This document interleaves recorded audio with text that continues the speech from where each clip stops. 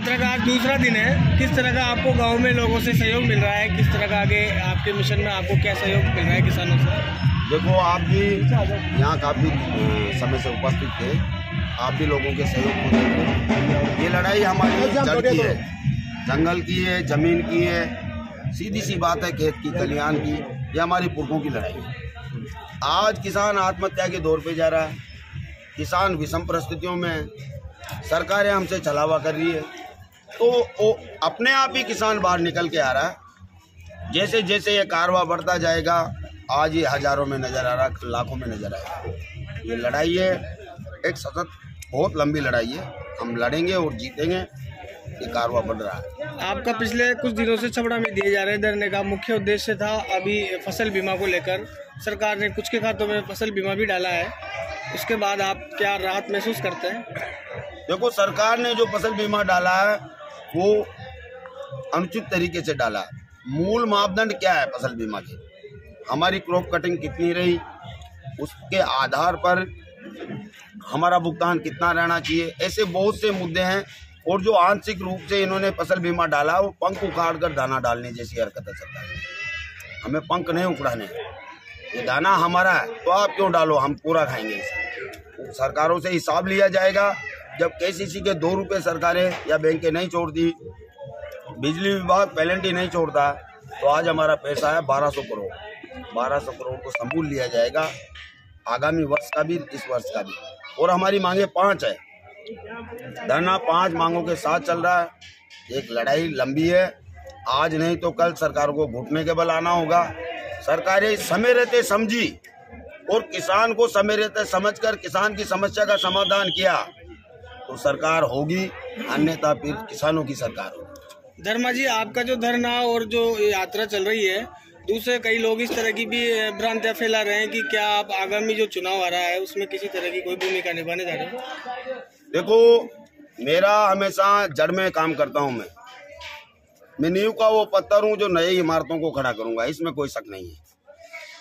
पर इसका मतलब नहीं है कि मैं व्यक्तिवाद को प्रदर्शित कर मैं खुद के लिए कोई काम कर रहा हूं।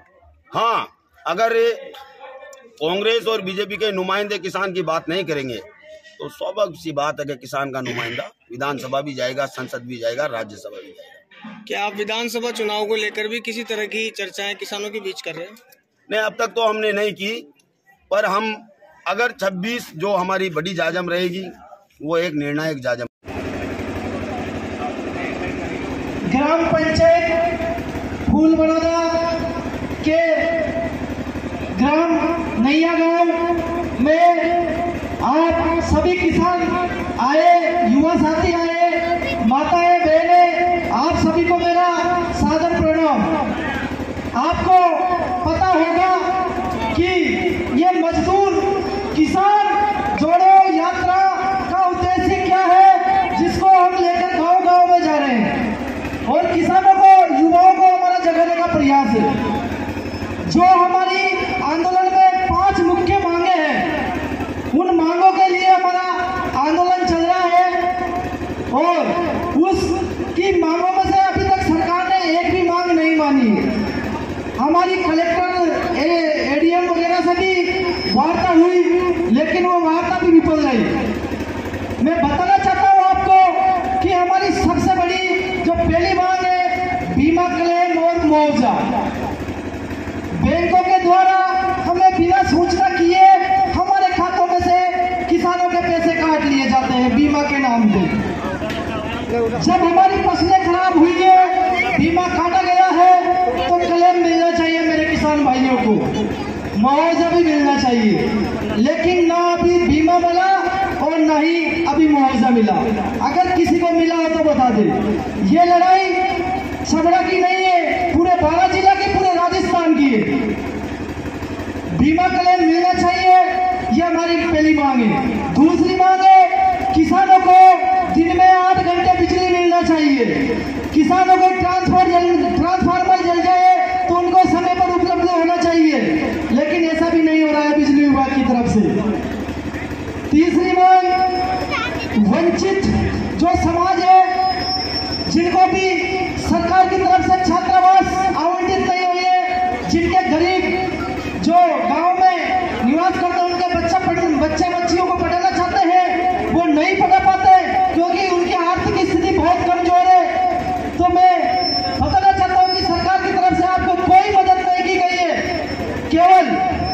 वोट बैंक की राजनीति हुई है और जो बड़ी बड़ी समाजें थी उनको छात्रावास आवंटित करवा दी गई है।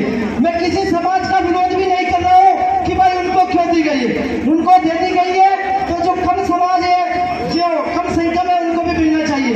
जिनको छात्रावास सरकार की तरफ से आवंटित की गई उनका नाम लेकर मैं बताना चाहता हूँ आपको। मीणा समाज ना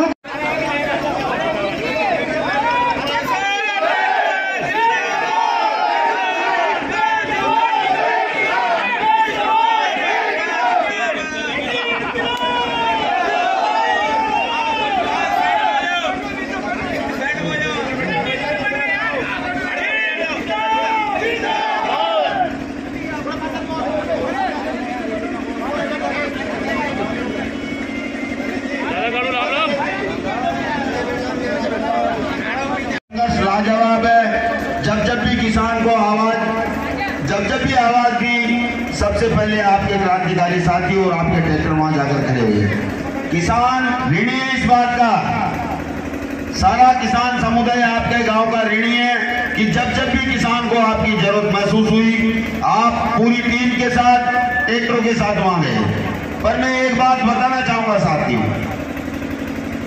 हमारी मूल प्रथाओं को हमें पहचानना होगा। अति उत्साह कई इस महान क्रांति को कमजोर न कर दे। एक समता मूलक समाज का निर्माण के लिए मैं पहले भी कह चुका हूं कि व्यक्ति नहीं विचार की ओर जाना होगा। आप जब भी व्यक्तिवाद के साथ जाओगे, आपके साथ चला हुआ होगा, इसमें कोई दो राय नहीं है। आप इस बात की गांठ बांध लेना। इसलिए मैं ये कहना चाहूंगा कि आप अपने स्वागत के तरीकों में थोड़ा सा परिवर्तन करें। इससे और लोग भी यहाँ से फोटो वायरल होंगे, जाएंगे, और लोग भी इसी प्रकार का करेंगे। आप समझ सकते हो साथियों, बहुत सी चीजें होती है। अभी हमारे अंदर से वायरस नहीं निकले हैं, अभी हमारे अंदर से राजनीतिक परिदृश्य के वायरस नहीं निकले हैं। हमें बहुत लोगों को जगाना है, जगना है और निरंतर चलना है। इसलिए ज्यादा से ज्यादा ध्यान रखें कि हम जाजब पर और सामूहिकता पर ही हमें फोकस देना है। हम जाजब को ही हमारे पुरखे मानते आए और जाजब ही हमें मजबूत करेगी, जाजब ही किसान की लड़ाई को मजबूत करेगी, जाजब ही इसे मंजिल तक पहुंचाएगी। साथियों, लड़ाई बड़ी है, विकट है। 26 जनवरी गणतंत्र दिवस के दिन हमें वहां जाकर ये उत्साह साबित करना होगा। वहां हमें बताना होगा, गांव गांव, गली गली तक कौन कौन क्रांतिकारी साथी चलना चाहेगा, वहां साबित होगा। मैं आपको बताऊंगा कि हमारी शुरुआत उसी रंग में होगी, हमारी शुरुआत उसी रंग में होगी। कौन मिट्टी के लिए मरता है, तहकीकात जंग में होगी। साथियों, वहां जब जंग की घड़ी आएगी, जब गण और तंत्र आमने सामने होंगे, जब गण तंत्र से सवाल पूछेगा, वो गण कहेगा कि ये मेरी हिस्सेदारी कहां है। वो तंत्र किस लिए बनाया गया है? क्या हमें लूटने के लिए वो तंत्र बनाया गया? क्या हमें बरगलाने के लिए वो तंत्र बनाया गया? क्या हमें डराने के लिए वो तंत्र बनाया गया? हमें इन सारी बातों को गौर करना होगा साथियों। इसलिए मैं आपसे कहना चाहूंगा कि गणतंत्र की मूल रचना को पहचानते हुए, लोकतंत्र को पुनः प्रतिपादित करते हुए, हमें उन सब नुमाइंदों को बताना होगा। इसलिए 26 की तैयारी करो। 26 जनवरी ऐसा दिन होगा, बाढ़ आएगी बूंदों से। 26 जनवरी ऐसा दिन होगा, बाढ़ आएगी बूंदों से, और गूंज उठेगा सारा छपड़ा मजदूर किसान की गूंजों से।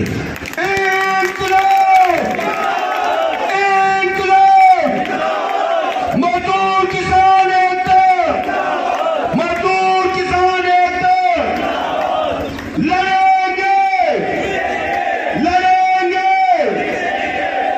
जोहार साथियों, आगे